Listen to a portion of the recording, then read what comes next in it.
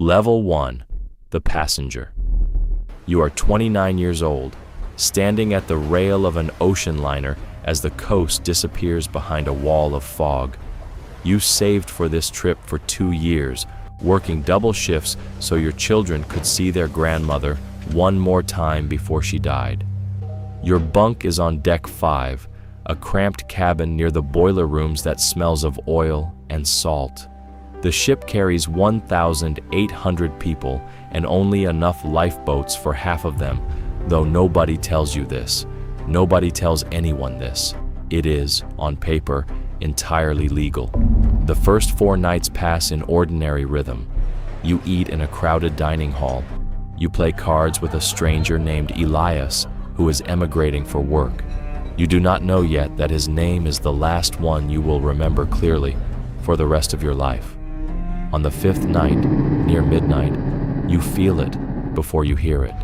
A long, low shudder that runs through the floor and up through your feet. Then nothing. Then the engines stop. Level 2, the first minutes. Within 10 minutes, the corridor outside your cabin fills with people moving in one direction. Up. You do not know why yet. Someone shouts the word that changes everything. Water. You grab Elias by the sleeve and you climb, deck by deck, as the floor beneath you begins to tilt just enough to notice a slope that wasn't there an hour ago. On deck, the night air is cold enough to sting your lungs.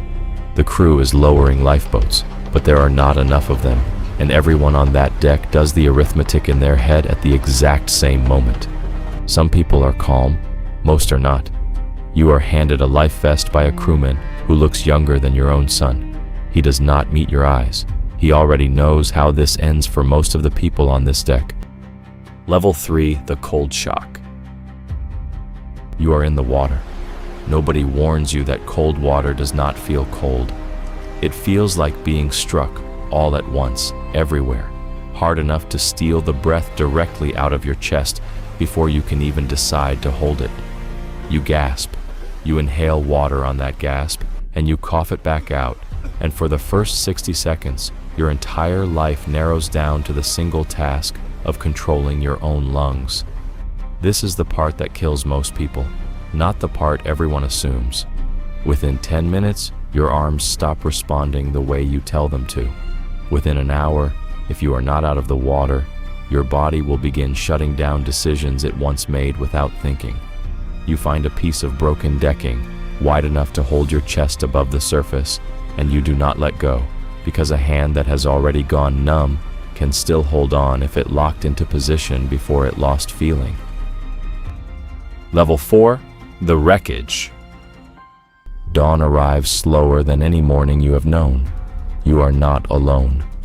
6 people have gathered on the same drifting section of hull, lashed together with a torn curtain someone pulled loose in the dark. Elias is one of them. He does not speak of the wife he left behind to come find work. You do not ask. The horizon offers nothing.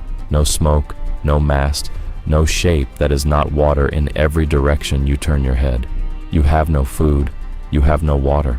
For now, that has not become the emergency it will become. Thirst is patient. It always waits its turn. Level 5, the rationing. By the 3rd day, thirst is the only law left. Your tongue swells against your teeth. The ocean surrounds you on every side, and not one drop of it is safe to drink. 2 people try anyway, and within hours their minds begin to slip sideways, the salt pulling water out of their own blood faster than dehydration ever could. You learn to catch rainwater in a scrap of canvas no larger than a pillowcase. 6 drops can occupy a person's entire attention for a full minute. You start rationing turns at the canvas, the way people once rationed bread during a siege.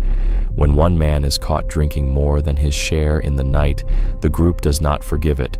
What happens to him is not something you describe to your children later in life. Level 6, the madness. On the 5th day, your mind starts doing things you do not recognize as your own. Sailors have a name for this, an old word, calenture, a kind of fever madness that convinces a starving, sun-blind person that the ocean has become dry land. You see a coastline twice, and twice it dissolves the moment you blink. Elias begins speaking softly to his wife as though she is sitting beside him on the wreckage. You do not correct him. You have started doing the same thing, quietly, with your own mother, the one you were sailing home to see. Level 7, the choice. By the 7th day, 2 of your group can no longer sit upright. There is not enough rainwater for 6 people, and there was never going to be enough for 6 people. The healthiest among you make the decision that keeps the rest of you alive a little longer. You do not vote on it. You do not discuss it twice. It is the kind of arithmetic that has been done on rafts like this one for as long as ships have sunk, and you will carry the weight of having agreed to it for the remainder of your life, however long that turns out to be. Level 8, the rescue. On the 9th day, a shape appears on the horizon that does not dissolve when you blink. It grows a funnel, then a hull, then a name you will remember until the day you die.